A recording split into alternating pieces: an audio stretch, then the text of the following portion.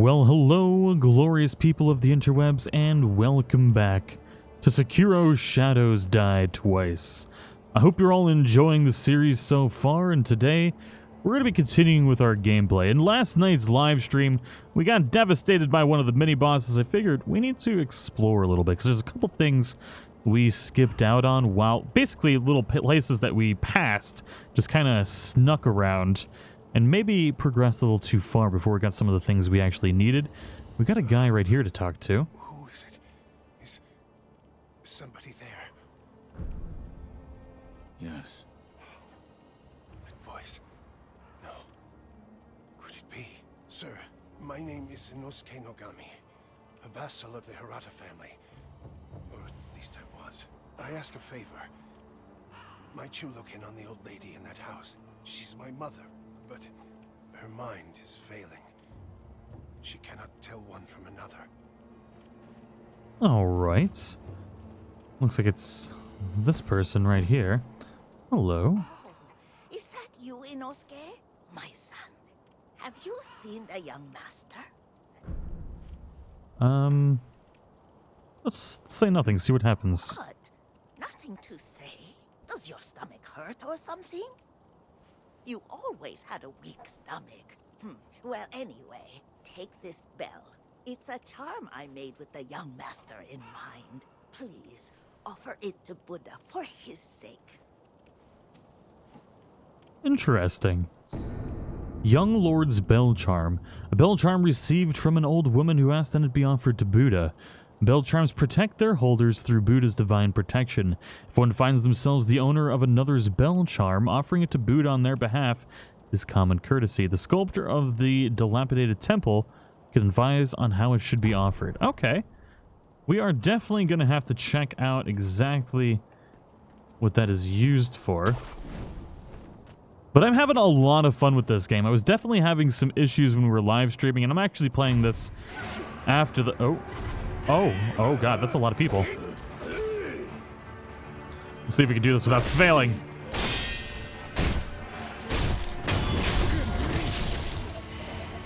You want some, bro? Let's do this. Who wants some? Maybe we should heal first. Oh.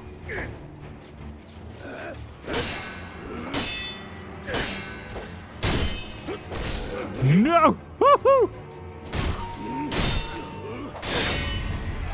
No, they got me! Oh, I'm so bad at this game.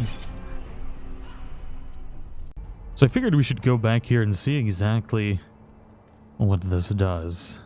So, the sculptor guy here... Oh... Dragonrot. It's from all my deaths during the live stream. Spreads a disease that leads eventually to death. What are you talking about? You don't need to worry about me. I'm not normal, you see.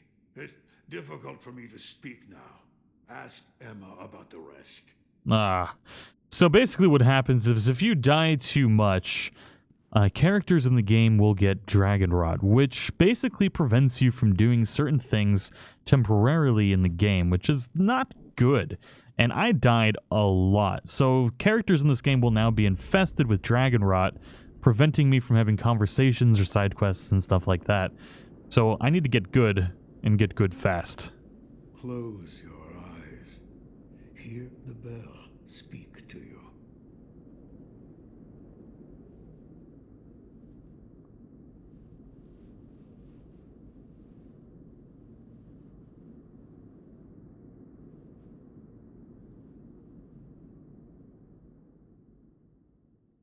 The bell's chime will stir your thoughts and awaken old memories from their slumber.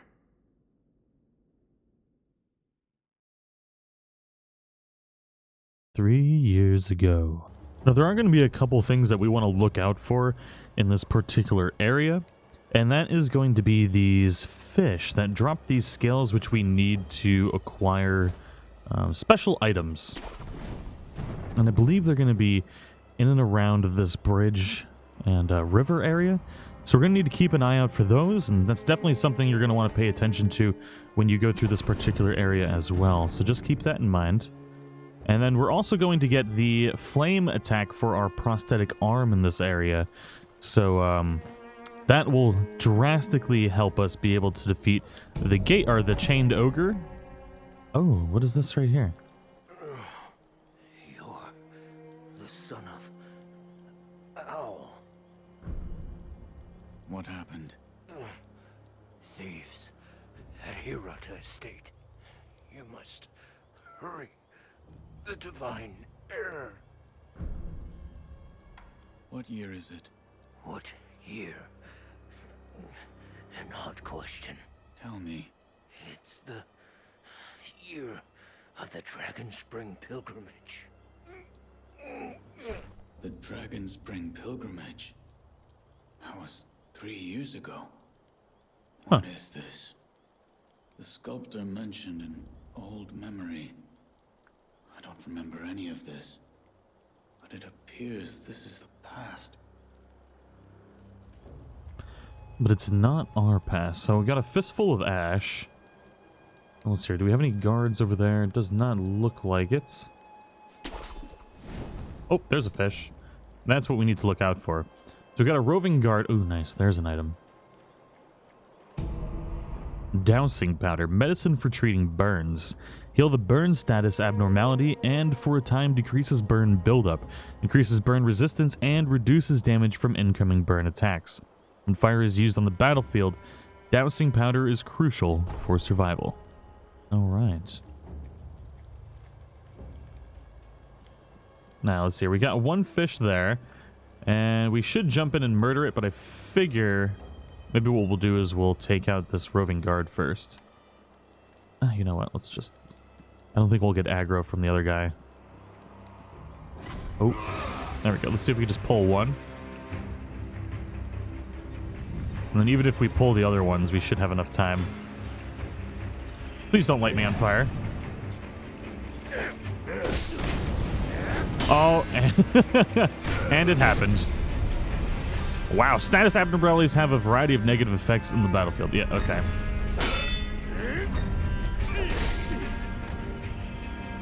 Okay. I clearly have already forgot how to play the game.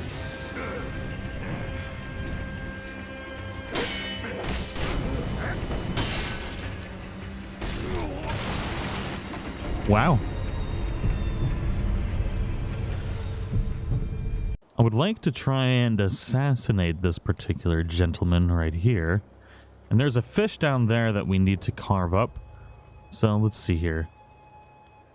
Oh, you can kind of see me. Oh, Jesus.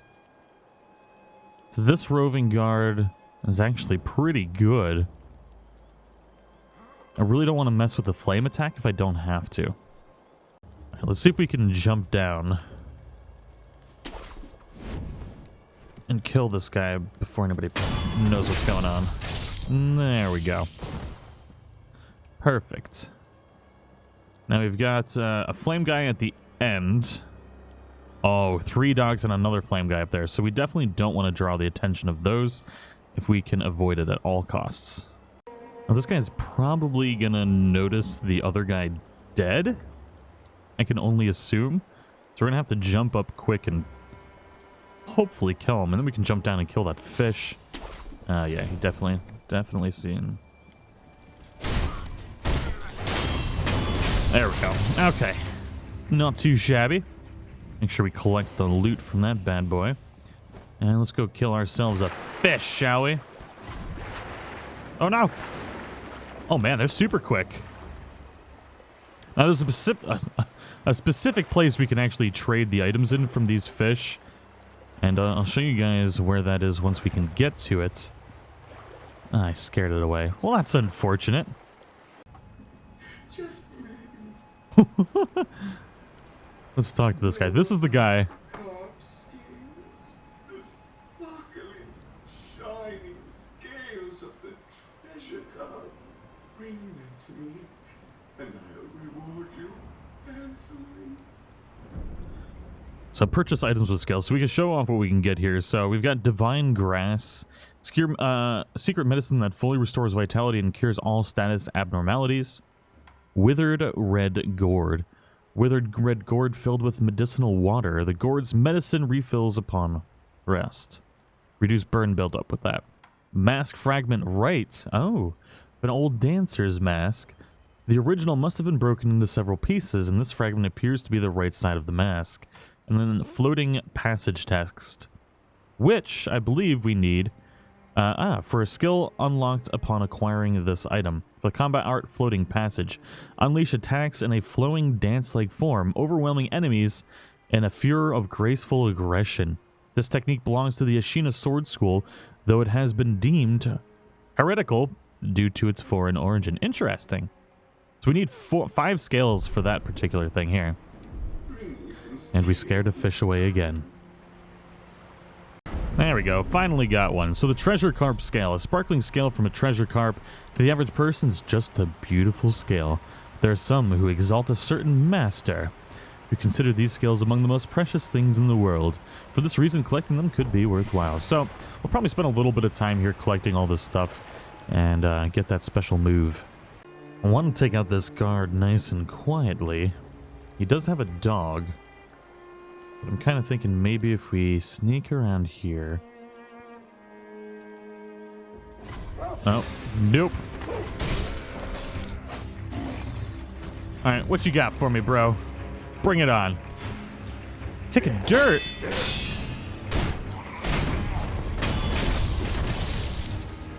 That was a dirty little trick, don't you think? Alright, now the next important thing that we're going to need to get here is that fire attack, so we can defeat the chained ogre without too much issue. Now, I really don't feel like fighting all those dogs and that guy, so let's see if we can find a way around, perhaps? I'm not 100% sure. So if you see that smoke over there, that's actually where we need to get this particular item. So if you're down at the beach where all the fish are and hop up around, you can actually run along this little side bit and get to there very quickly, or you can just fight your way through traditionally, but we're just gonna go ahead and sneak on over there. Of course, we've got one guy coming. And he's a fire dude.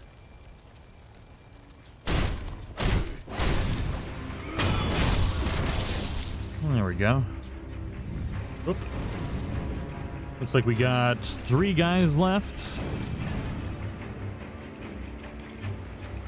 4. There's one arrow guy we need to take care of as well. And they're all around the bonfire. Oh, wow, there's a guy on the ground too. They're all on at the bonfire that we need to get to.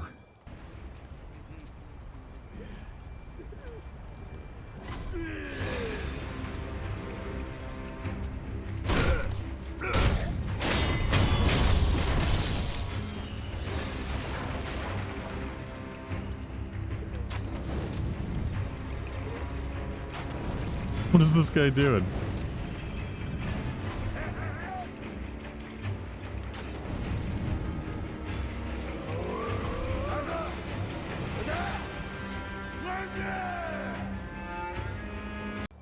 That's right. Come on, just a little bit closer now, baby.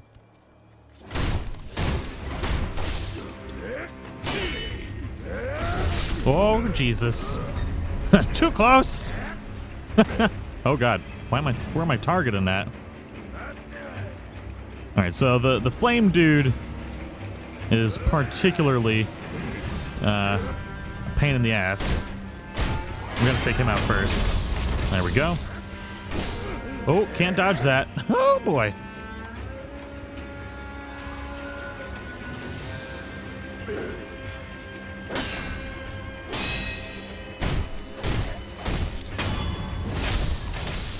Just a little bit of a mess up, nothing too crazy. Now I just need to get rid of that archer and we'll be in a little bit better position to do things here. I think there's one guy left here and we gotta jump up and kill the archer.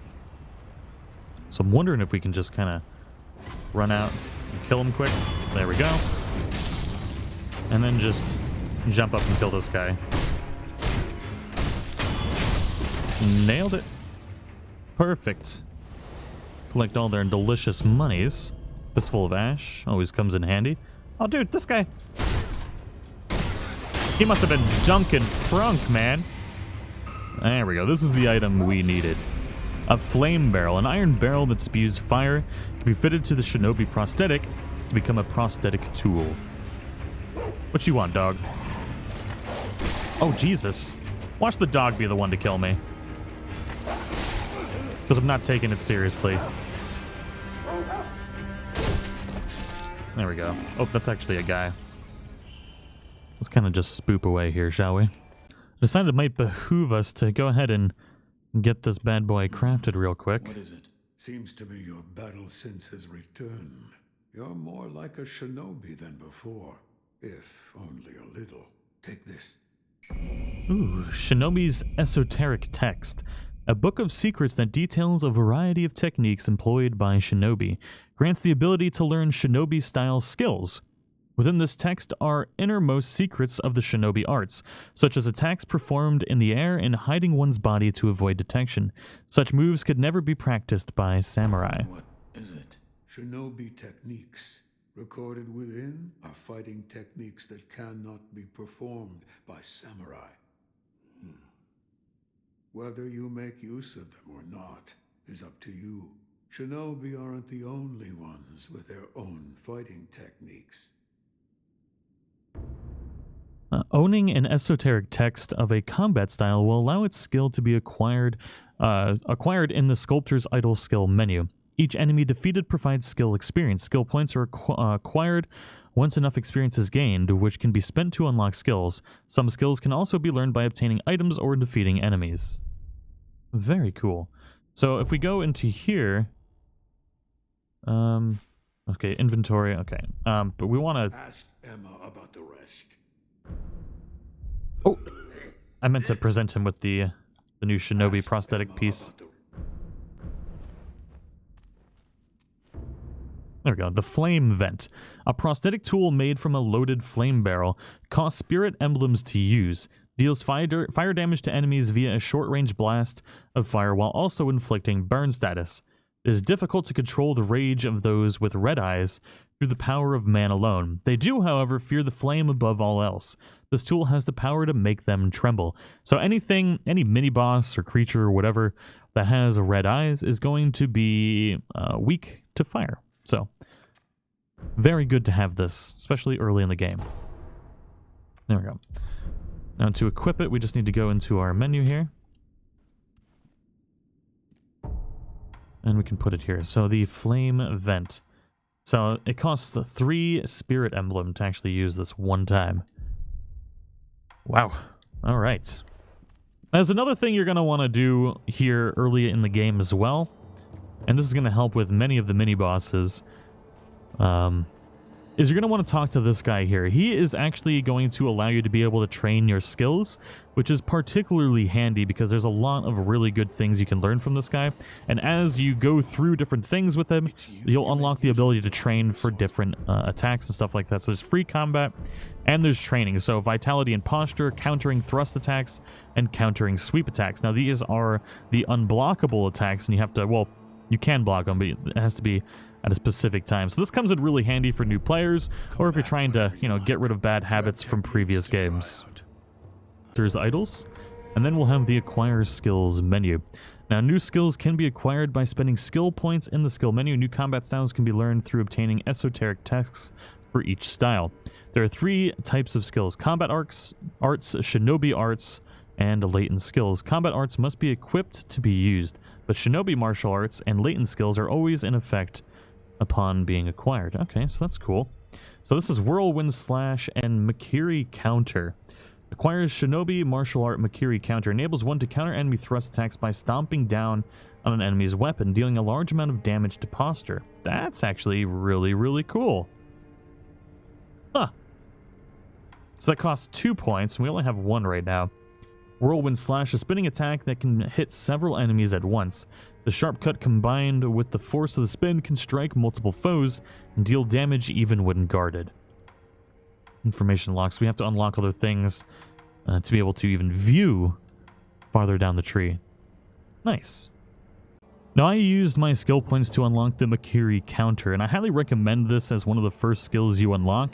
And nicely enough, when you unlock new skills, you can actually train with them at the trainer. So this is like kind of like a two-part thing where it definitely comes in handy, especially if you're learning the game. So let's go ahead and do the training for the Makiri counter, and we can show you exactly how it's used.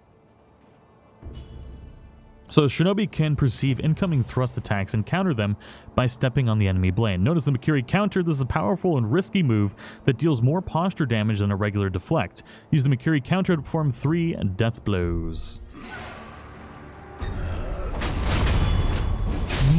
Got him.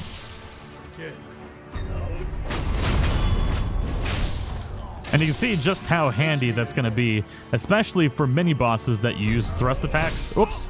You got to do it kind of just before the last second. If he gets too close, you're going to need to block it. Yes. There we go. But the Makiri counter, extremely useful, especially against weak enemies. If you have techniques to try out, I'm at your disposal. So yeah. Anyways, that is just a quick episode to showcase some of the things you should get early on in the game. Now, our fire prosthetic arm is going to help you if you're stuck on the ogre. The Makiri counter is going to help with the mini-boss in the Hirata temple, which we're going to be facing in the next episode, and we're going to complete the Hirata temple in the next episode as well. So if you are enjoying the series, definitely make sure to subscribe for more content. We got tons of different games on the channel, and I do hope you enjoyed it. If you did, feel free to follow that like button. I'll see you all in the next one.